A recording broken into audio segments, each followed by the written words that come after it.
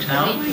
I'll be talking, and again a little bit, we just like have a little under an hour about assessment. And I'm not going to talk a lot to you. I'm going to give you some examples and materials to look at.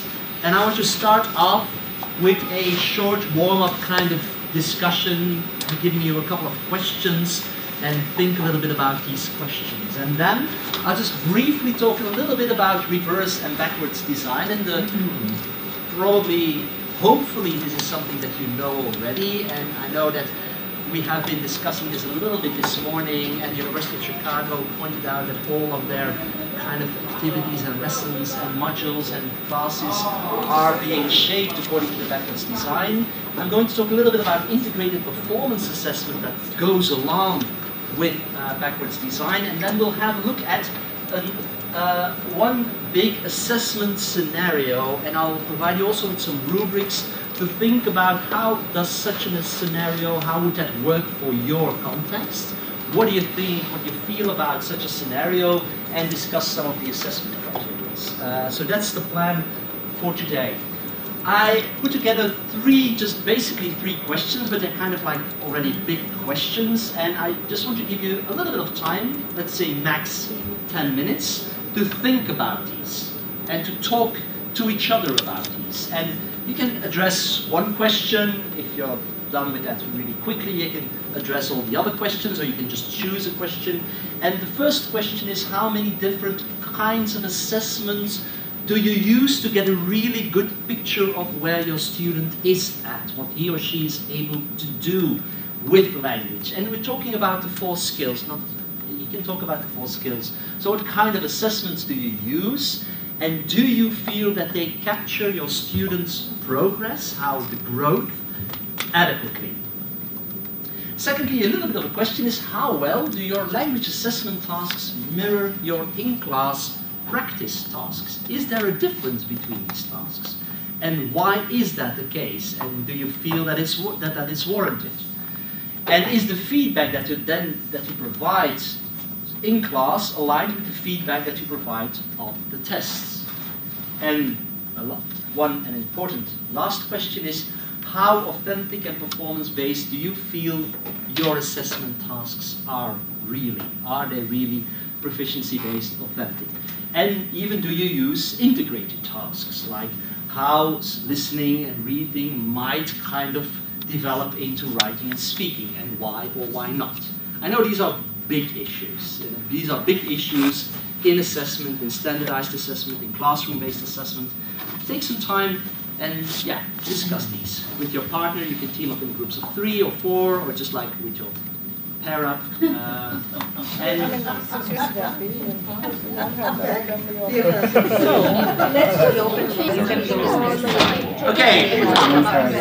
So I don't know what the... So I'm sorry to interrupt you. We could have probably discussed these for a little bit longer.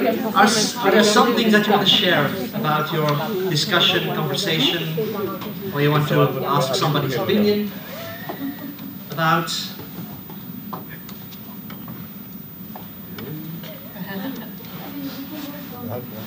But take a little bit. I mean, we did spend quite a time on what kind of assessment do you use, actually. Okay. So, he talked about this role play based activity, right? Task based. Task-based. But task-based, but you use all this information get. Okay. Based, task-based activity. So what was the theme about? For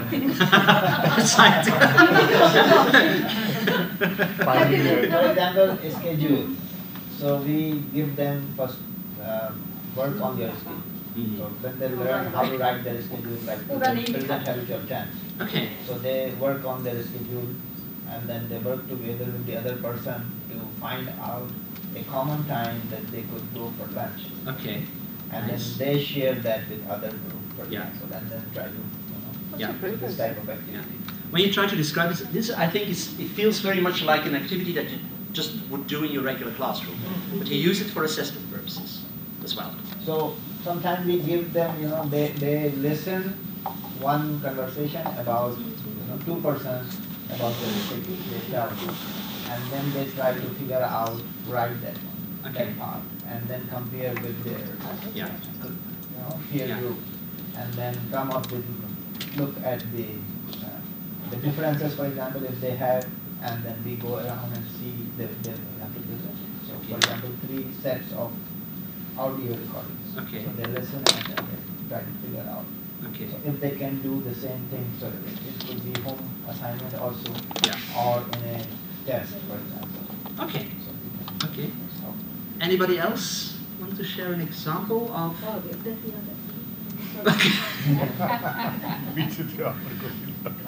I think that this was kind of like what you're using a classroom task for also assessment purposes, which has again its own a little bit kind of like challenges of like how do you do individually assess everybody? Do you have time and space to do that? Are there any other challenges that you discussed? In general, we just talked about that there's a disconnect of how we tend to do exam versus how we teach and what we do in class. Okay, can you kind of put a finger on that and pinpoint because what's the disconnect exactly? We use a communicative approach. And Okay. we tend to do all these activities where they're very engaging, and then we just have a formal exam where they sit for an hour. So why do you do that? Well, that's the thing. We're like many of our programs are transitional at our university.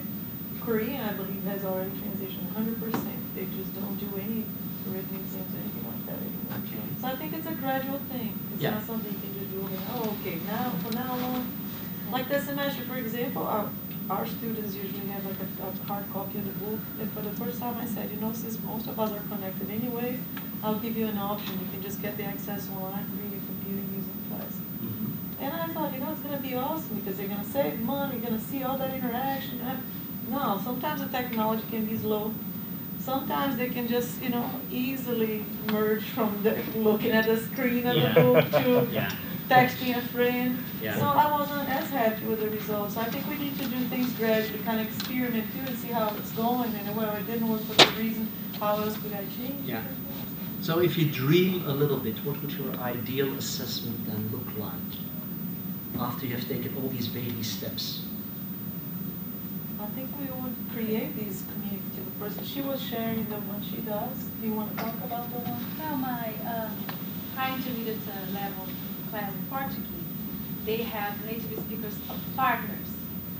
And I have a Facebook page, a group, closed group, where they meet. So I have to recruit these native speakers who would like to participate in this project.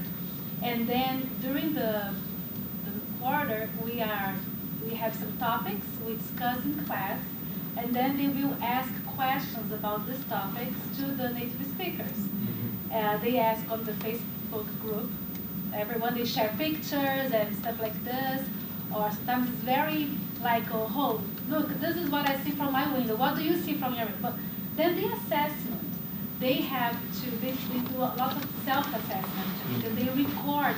They have conversations also online, and we have an app called Blue Jeans. Maybe you know this app, and then the conversations automatically recorded and stays online. And after the conversation, when they have the time, they have to watch their conversation to do the self-assessment. Yeah.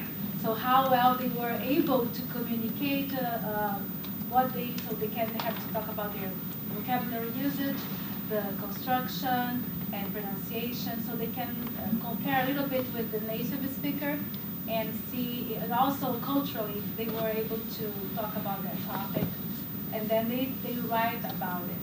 So I think this is interesting, so they have the opportunity to think about their own learning as they are using the language in a communicative way. Okay. Yeah. But then again, this is something new because they're like, so what was the outcome? So we have to see. Yeah. So they're finishing up. I have done this, and it's not the first time I did this, but now it's different because it's not only Brazilian native speakers. There are 3 other who are two from Africa, Lusophone Africa, and 1 from Portugal. Because I'd like them to try to talk with people with different accents as well, not to be always used to the Brazilian Portuguese, Yes. because my teacher speaks, they only know Brazilian Portuguese. It is the same language with different accents.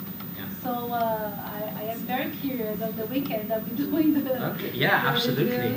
Yeah. Shahid, you had a question. Yeah. When they say persist, how do they record? Do you provide them can-do statements or? What do you mean they Do they use for self-assessment and do statements? I Or? have a chart. They have to I can share it to you if you want. From 1 to 5, they have to think about themselves in different topics, how to assess themselves. They give them. So 1 is the best, I suppose. 1 excellent, 5 is not good at all. So how do you assess yourself? And then they have to make a comment as well. Why they give them the assessment. So what is the level of the students? How many semesters of Portuguese they have They had? are in the end of 2nd year Portuguese. Oh. Okay, just like briefly, because we have a lot still to cover. How do you feel, all the others, about this disconnect? Do you feel this disconnect? Is this something that you feel that is present in your university classroom as well? Or do you feel that your assessment and your teaching are really nicely integrated? Last summer, I taught an intensive class, and it was 6 weeks, 120 hours of contact hours. And I knew that at the end, the students were going to be tested by an ACTFL person. So that completely changed my approach to teaching, because there was going to be that person who was going to assess my students. Yes. And it was very interesting because I had never done anything like that, to incorporate the actual guidelines in my everyday class, and how to practice with them so that it would be natural, and they would develop the abilities to do well. Yeah. And, Okay, wow. and it was very interesting because the results were good. Yeah. But every day I had to kind of, that compass you have. Yeah. What have I done today? How Yes. Yeah. close am I to my objective? And that's basically one of the basic ideas behind reverse design or backwards I design. was just thinking as you were saying this, what is or what are the goals of the assessment? Yeah. Because if they want to do an exam, maybe a proficiency exam, or we need to know how the exam will be. Is Well, I structured. knew. I Yeah. had So the guidelines. we have to do this. Yeah. But for example, if one student is going to do a job interview, Yeah. so we need to prepare that student, and the assessment has to be, according to the job interview in the language. Yeah. So it's hard to, we have to think Absolutely, about but that's of course is key, is are you assessing the things that you want your students to be able to do with language at the end of your course. So and I'm going to use this moment just to slide into a little bit my own slides and what I'm going to talk a little bit about, and just briefly, what's backwards design or reverse design is basically 3 things. First of all, you're thinking of what your students will be able to do. You need to clarify what are your goals. Then you think about your assessments, and then you think about your activities and see whether your activities lead up to these assessments, and finally and your assessments kind of provide the evidence that you need that your students actually are able to do these things with language. And adding a little bit of a layer to that is that even before just thinking about can-do statements, one of the ideas of reverse design, backwards design, is even taking 1 step backwards and thinking really about why are you teaching your students Portuguese or Hebrew or whatever kind of language, Vietnamese. What do you want your students to be able to do? And probably all of you, if you just kind of close your eyes and you think of the kind of your student that you want to have at the end of your course, you know what you want that student to be able to do. And it's linking up with bigger ideas of not just basically kind of atomized can-do statements, but what do you want your students to be able to do with language? language, and how do you want to be able then to function and perform in the world out there, and basically also thinking about 21st century competencies. And this then links up again, and people that know a little bit about project-based language learning see also the connection here about thinking about, okay, this is what my students are, I want my students to be able to do. Okay, how do I go about that? Perhaps they are thinking about your job interview. There is a big question there. What do I want my students to be able to do? And these are some of these questions that you can then connect to the big ideas. Is even such a big question as, and I'm not going into that, what's the meaning of life? Or why can't all children go to school all over the world? Or how does art reflect time and place? Or even just like, how much free time, vacation does a person need? Just like yesterday, I think, was out in the news that in the US is one of the highest vacation depraved countries in the world. So that's basically an interesting question. And then if you have thought through those, then you're kind of more ready to think about more specific goals. And as you've noticed, like the big ideas and the question always kind of just do not focus on language alone. It's always an integration. Language is not a means, it's a means to an end. It's not something just that it's out there. You want to use your language you want to be able to use language to do things, to talk about things, to read things, write things, and so on. And then in reverse design, and within the ACTful framework, they start thinking about the assessment. And what is, and I don't know how familiar you are with that, especially within the world languages, is the integrated performance assessment. And I'm going to talk just a little bit about it and give you some examples of scenarios of how to integrate assessments, how to link your assessment to your goals, and then how from describing in more detail your assessment, you start thinking about certain key activities. How do the activities that I do in my classroom provide, in fact, the route to this assessment, provide them with the tools, the resources, whatever words you can come up with. These 5 bullet points are the basic ideas of a reverse design. And as I think already was kind of pointed out, these are some of the comments of teachers working with reverse or backwards design is, okay, it helps the students to see what they are learning, what they are doing, what they are working for. It helps the teacher to see, and the students to see the big picture and break it down in smaller objectives, smaller goals. It helps the teacher to observe the students better, and basically, again, it connects what we are doing in the classroom with the real world, why the students are learning that language. What is the idea of an integrated performance assessment? And again, this integrated performance assessment has a very specific meaning within the ACTful framework, and this is something I think we don't have to stick to that particular idea, but we can have our assessment approach informed by this big idea. Is an IPA, except from being compare, is also basically an integration of 3 tasks: an interpretive task, an interpersonal task, and a presentational task. And all these 3 tasks are then kind of connected with one another through a certain content, through a certain single theme, which in ACTful kind of language connects it again with the real world or the classroom. And then with the IPAs, there are scoring rubrics that kind of help teachers rate performances, basically in terms of whether the student meets certain expectation, is below expectations, or exceeds expectations.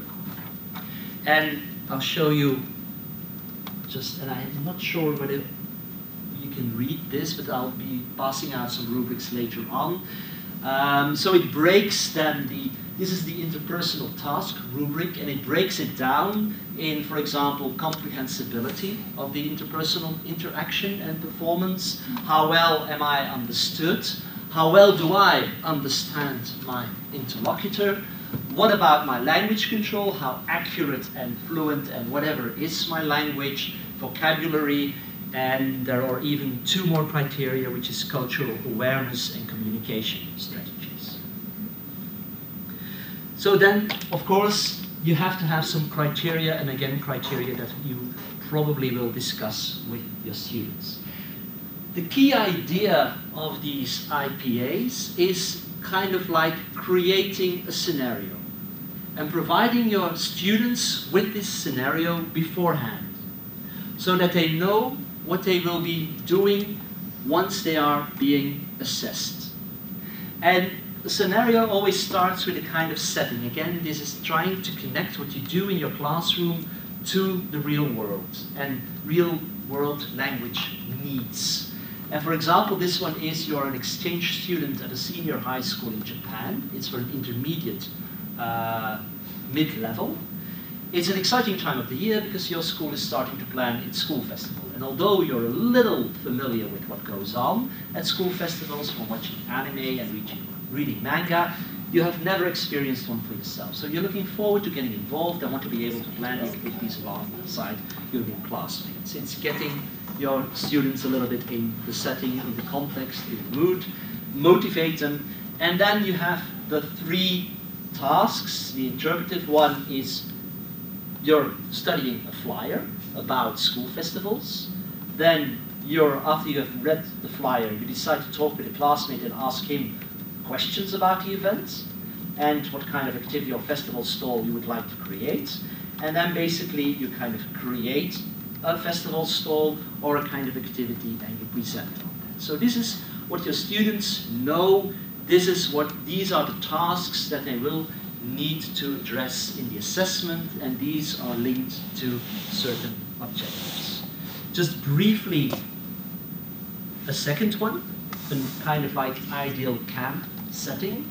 I left out the setting, but it is, again, 3 kind of tasks following the ACTFL. Students read a brochure advertising a year-round camp for students. They may also listen to a weather forecast for that region, from that region. So is it an ideal camp to go to if you like snow or not?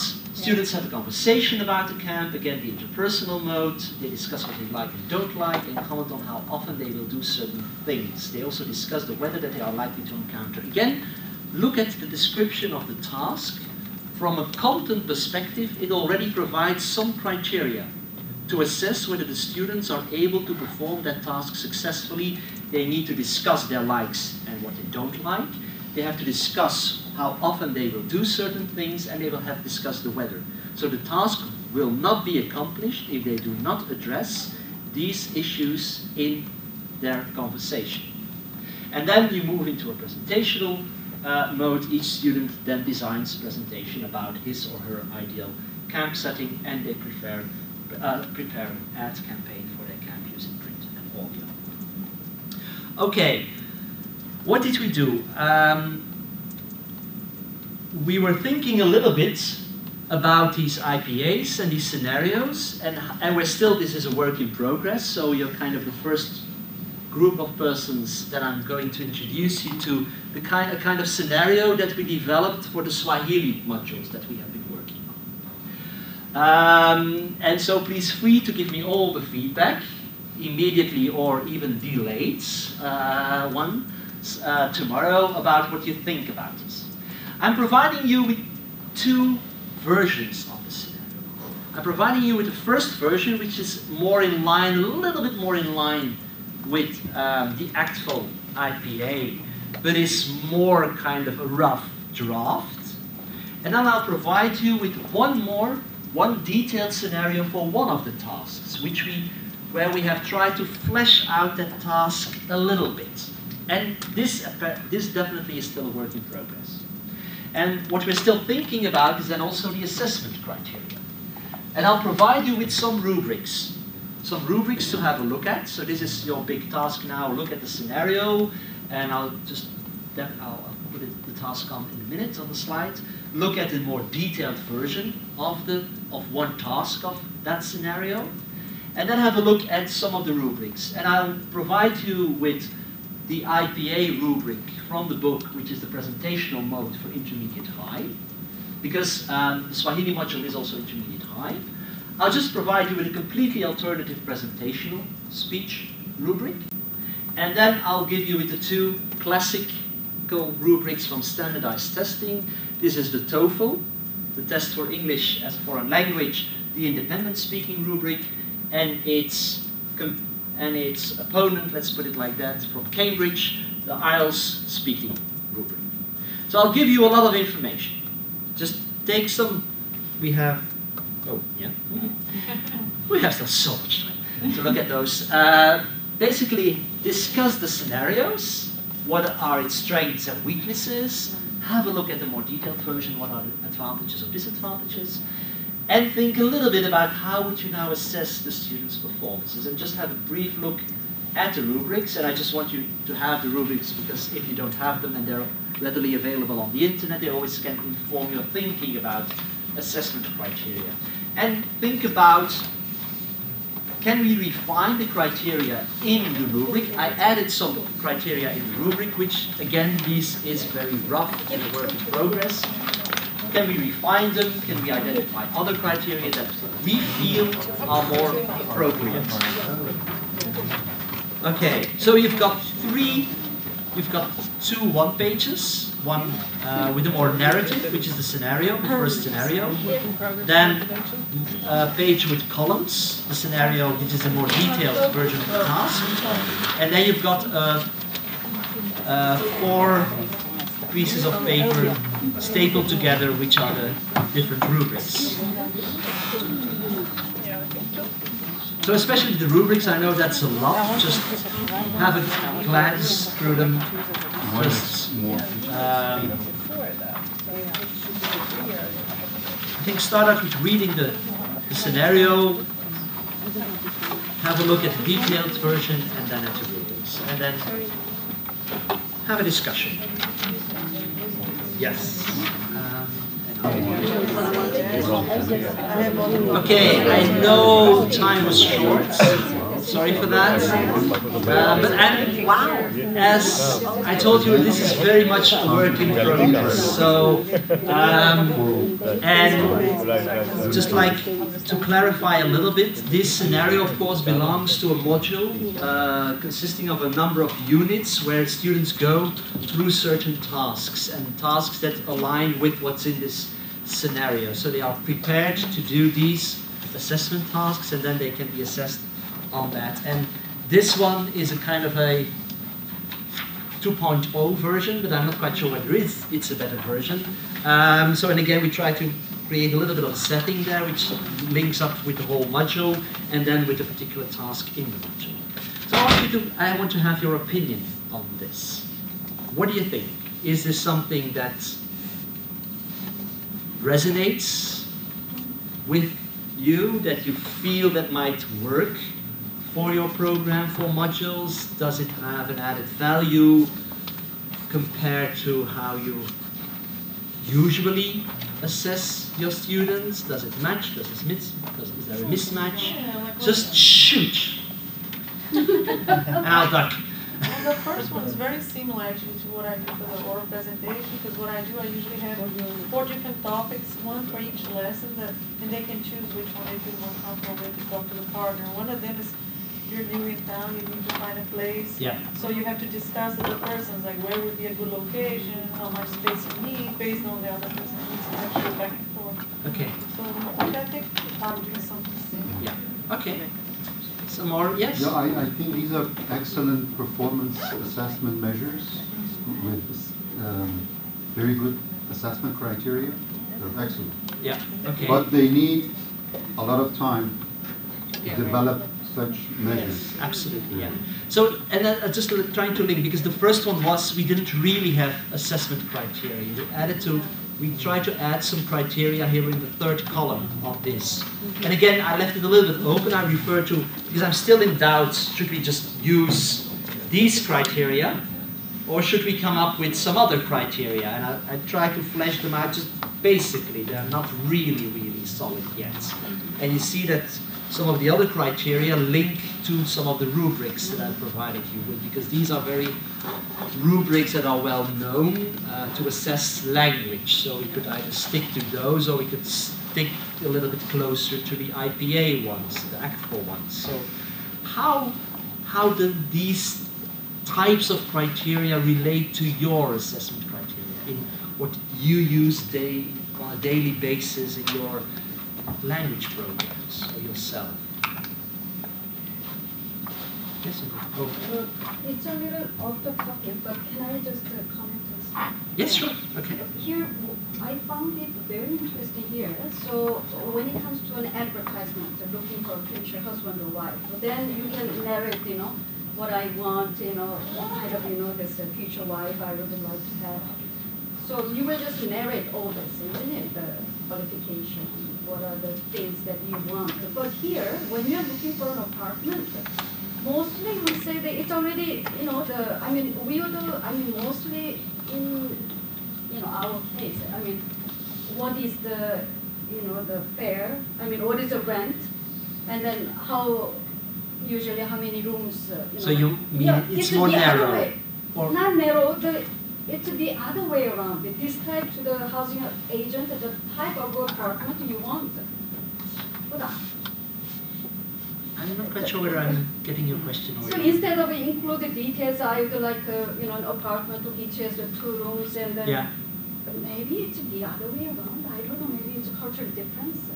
So we would like the agent would tell you what apartment they have. Yeah, that's it. Oh, okay. Yeah, Oh no. Well, yes, and unfortunately Deo isn't here. So this is based on how this activity is being worked out and being described in the module. And that is based on how our Swahili instructors felt how you negotiate renting an apartment in America. It's not. Well, it depends on what's available, but you can tell them what you want. So again, this is the kind of this might be sorry, I didn't get your question. The cultural component that gets in the activity. Yes. So it's already set. Okay. So I find it very different. Okay. No, I see your point now. Yeah, absolutely. And that's a question for Deo basically, but he's not here. Okay. Yeah. But that's exactly what I asked you. But you told me that they've been talking about all these options in modules before. So by the time the person gets to know look for the apartment, they already know what's available, because it's very hard to that's what he's saying, that they've already studied a whole bunch of options. They already did. The modules.